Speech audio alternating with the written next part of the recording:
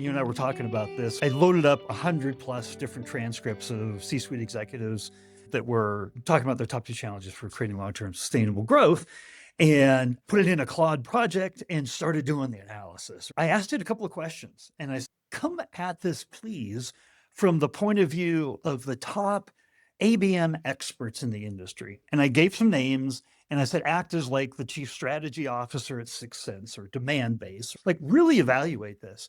One of the things that came out of it around voice of the customer, what they called insight decay.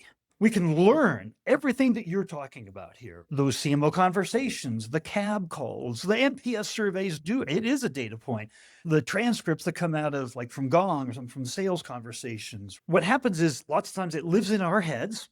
It might even make it into a strategy deck. But then what happens?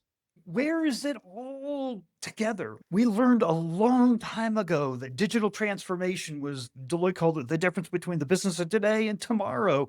Today, we still deal with siloed, fragmented data.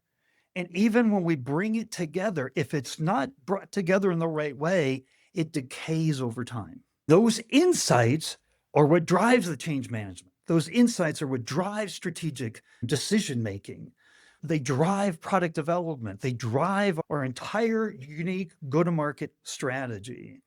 How do we not lose? Once we do this, once we invest in this, how do we not lose it? So brilliant. And the insight decay is real. Actually, one of the other things I've seen there, just reflecting back on a client that I worked with, where we did a voice of the customer initiative to get the program going.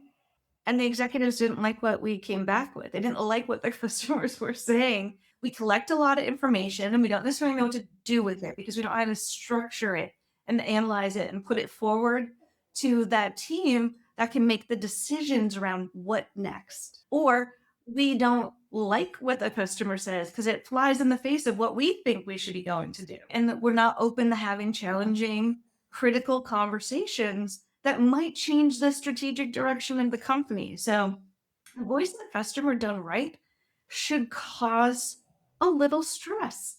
It should cause a conversation to occur that might make people uncomfortable.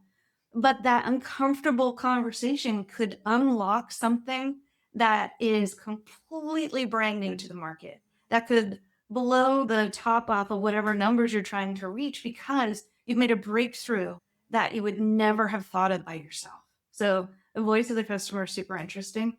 Insight decay, in my opinion, comes from I have too much and I don't know what to do with it, or I got it and I don't like it, so I'm going to ignore it.